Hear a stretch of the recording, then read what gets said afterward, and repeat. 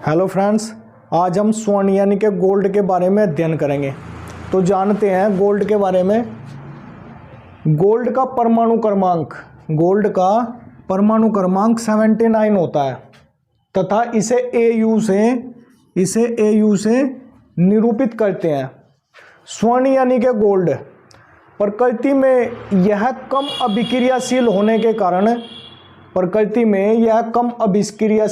कारण स्वतंत्र अवस्था में पाया जाता है, लेकिन कुछ मात्रा में यह संयुक्त अवस्था में पाया जाता है अपने अयस्कों के साथ में। इसके अयस्क हो गए जैसे कैल्वेराइट तथा सिल्वेनाइट, इन्हीं के साथ यह पाया जाता है संयुक्त अवस्था में।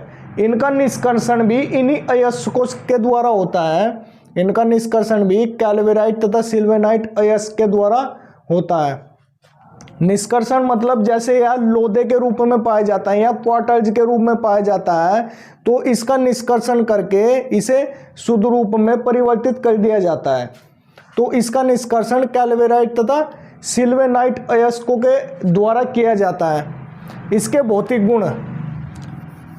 गुण जानने से पहले सोने के बारे में थोड़ा। भारत में यह धारवाड़ क्रम की चट्टानों में पाया जाता है। भारत में यह धारवाड़ की संरचना में पाया जाता है या धारवाड़ क्रम की चट्टानों में पाया जाता है। भारत में सबसे ज्यादा जो सोने का उत्पादन करने वाला जो प्रदेश है वह कर्नाटक है। कर्नाटक में भी कोलार क्षेत्र तथा हट्टी क्षेत्र स्वर्ण के उत्पादन के लिए जाने जाते हैं। आंध्र प्रदेश के अनंतपुर जिले में रामगिरी की खानें हैं, वहां से भी कुछ मात्रा में सोना निकाला जाता है। तो भारत में यह कर्नाटक तथा आंध्र प्रदेश में पाया जाता है। विश्व की बात करें तो विश्व में सोना अमेरिका, रूस, दक्षिण अफ्रीका, ऑस्ट्रेलिया इत्यादि देशों में पाया जाता है। तो जैसे ऑस्ट्रेलिया में कालगुल्ली तथा कूलगार्डी क्षेत्र में सोना पाया जाता है।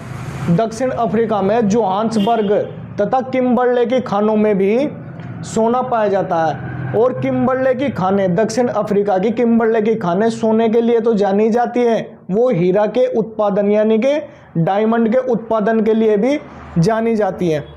तो भारत में धारवाड़ क्रम की चट्टानों में पाया जाता है और कर्नाटक तथा आंध्र प्रदेश में सोना पाया जाता है। अब इसके भौतिक गुणों में सबसे पहले यह एक चमकदार धातु है, चमकदार तथा पीली धातु है। यह एक चमकदार तथा पीली धातु है। यह आघातवर्धनता, इसमें आघातवर्धनता तथा तन्यता का गुण पाया जाता है। इसका मतलब यह हुआ कि इनको पीटकर, सोने यानी कि गोल्ड को पीटकर पतले तार बनाए जा सकते हैं, यानी कि इसमें आघातवर्धनता तथा तन्यता का गुण पाया जाता है। सभी धातुओं में सबसे ज्यादा आघातवर्धनता का गुण सोना यानी कि गोल्ड में ही पाया जाता है। तो यह मुलायम होगी, चमकदार होगी, पीली धातु हो गई, आघातवर्धनता तथा तन्य धातु हो गई, और यह विद्युत की सुचालक होती है। यह विद्युत तथा उष्मा की सुचालक धातु होती है, यानी कि गुड कंडक्टर होती है।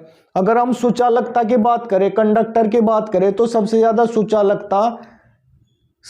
सुचालकता चांदी में पाई जाती है, उसके बाद तांबे में, फिर एल्यूमिनियम, फिर टंगस्टन में पाई जाती है।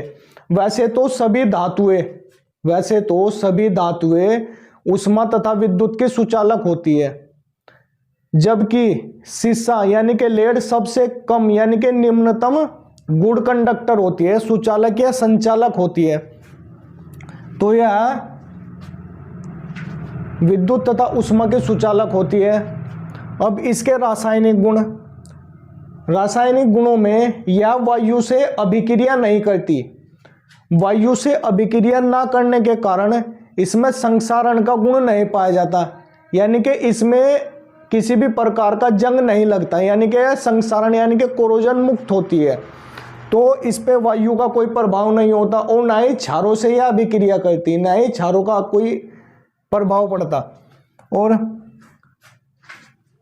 पोटेशियम साइनाइड, सोना पोटेशियम साइनाइड से क्रिया करके पोटेशियम ओरेसाइनाइड का विद्युत अपघट्य बनाता है, जिसका उपयोग स्वर्ण लेपन में किया जाता है।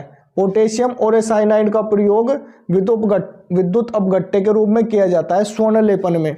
तो यह पोटेशियम साइनाइड तथा सोडियम साइनाइड से क्रिया करके पोटेशियम ओरिसाइनाइड तथा सोडियम ओरिसाइनाइड का निर्माण करते हैं, जिसका उपयोग स्वर्ण लेपन में विद्युत अपघट्य के रूप में किया जाता है। इसके उपयोग सोने यानी कि गोल्ड का आभूषण यानी कि ज्वेलरी बनाने में, सिक्के बनाने में, सोने के जो लवण होते हैं यानी कि साल्ट होते हैं उनका उपयोग फोटोग्राफी में किया जाता है। वैसे फोटोग्राफी में सबसे अच्छा उपयोग सोडियम थायोसल्फेट का किया जाता है, उसके बाद सिल्वर ब्रोमाइड का उपयोग किया जाता है फोटोग्राफी में। तो इसका उपयोग, इसके जो लवण होते हैं उनका उपयोग फोटोग्राफी में होता है। विद्युत के लेपन में जितनी भी धातुएं होती हैं वे विद्युत की सुचालक होती है। विद्युत की सुचालक होने के कारण उनका उपयोग विद्युत के लेपन में किया जाता है, यानी कि इलेक्ट्रिसिटी के जितने भी इक्विपमेंट हो गए उनमें उनका लेप करने के लिए काम आता है। और स्वर्ण पत्र चढ़ाने में, जैसे चांदी यानी कि सिल्वर की जो चीज होती है उन पर सोने का लेप कर दिया जाता है तो वे सोने जैसी दिखाई देती है। जैसे स्वर्ण पत्र चढ़ाने में इनके जो कोलाइडी कण होते हैं, सोने के जो कोलाइडी कण होते हैं उनका उपयोग कांच तथा चीनी उद्योग में किया जाता है। इनके जो वक्र होते हैं, जैसे सिल्वर और एल्यूमिनियम के हमने वक्र बताए थे, पतली पन्नी बताई थी, तो इनकी जो पतली पन्नी होते हैं इसका उपयोग प्रिंटिंग में किया जाता है और दवाइयाँ यानी कि औषधि बनाने में इसका उपयोग किया जाता है। वैसे तो सोने को कठोर करने के लिए चांदी भी मिलाया जाता है, लेकिन उसे और ज़्यादा कठोर करने के लिए उसमें तांबा मिलाया जाता है यानी कि कॉपर मिलाया जाता है। तो सोने को कठोर बनाने के लिए उसमें तांबा यानी कि कॉपर मिलाया जाता है। अब है सोने की शुद्धता यानी कि प्यूरिटी ऑफ गोल्ड।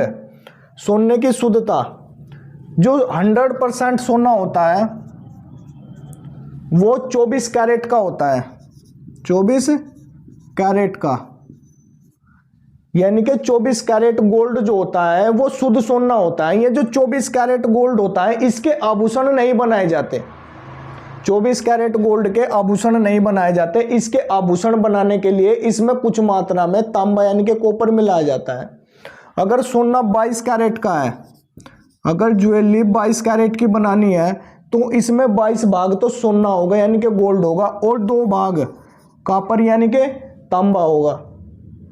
यदि 20 कैरेट के आभूषण बनाने हैं, ज्वेलरी बनानी है, तो इसमें 20 भाग सोने होंगे और 4 भाग कॉपर यानी कि तांबा होगा। तो जो शुद्ध सोना होता है यानी कि शुद्ध गोल्ड होता है, प्योर गोल्ड होता है, वो 24 कैरेट का होता है। इसकी शुद्धता को मापने के लिए कैरेटोमीटर एक इक्विपमेंट यानी कि उपकरण होता है, कैरेटोमीटर, उसका उपयोग सोने की शुद्धता की जांच करने के लिए किया जाता है, कैरेटोमीटर का। अब इसके कंपाउंड्स यानी कि यौगिक कंपाउंड्स, नंबर 1 है ओरिक क्लोराइड। जब किसी व्यक्ति को सांप यानी कि स्नेक या सर्प काट लेता है तो उसके जहर को निकालने के लिए, सांप के जहर को निकालने के लिए एक प्रकार की सुई का प्रयोग किया जाता है, एक प्रकार की सुई का उपयोग किया जाता है जो आरिक क्लोराइड की बनाई जाती है। इससे उसका जो जहर होता है, सांप का जहर यानी कि विष निकाल दिया जाता है। तो इसका उपयोग, ओरिक क्लोराइड का उपयोग सर्प विषरोधी सुई यानी कि एंटीडोट ऑफ स्नेक पॉइजन बनाने के लिए किया जाता है। ओरिक क्लोराइड जो इसका यौगिक है सोने यानी कि गोल्ड का। आयरन पाइराइट्स इसे झूठा गोल्ड या बेवकूफ़ों का सोना, फूल गोल्ड्स भी कहा जाता है। बेवकूफ़ों का सोना यानी कि झूठा सोना, या बिल्कुल सोने के जैसे यानी कि गोल्ड के जैसा ही दिखाई देता है।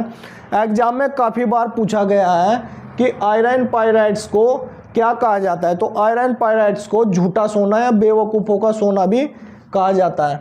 अब है रोल्ड गोल्ड। रोल्ड गोल्ड इसका यौगिक ना होकर यह एक मिश्र धातु होता है, एक मिश्र धातु होता है। इसमें यानी कि रोल्ड गोल्ड में 90% कॉपर होता है, 90% कॉपर होता है तथा 10% एल्यूमिनियम होता है। रोल्ड गोल्ड यानी कि रोल्ड गोल्ड में यह बिल्कुल सोने का कृत्रिम रूप होता है, यानी कि यह भी बिल्कुल सोने के जैसा ही दिखाई देता है।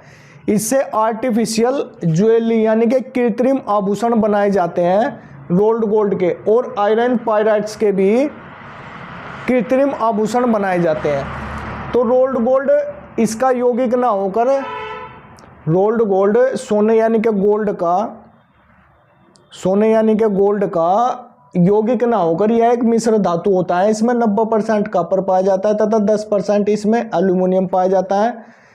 यह सोने का कृत्रिम रूप होता है और इसका उपयोग आर्टिफिशियल ज्वेलरी यानी कि कृत्रिम ज्वेलरी बनाने के लिए किया जाता है।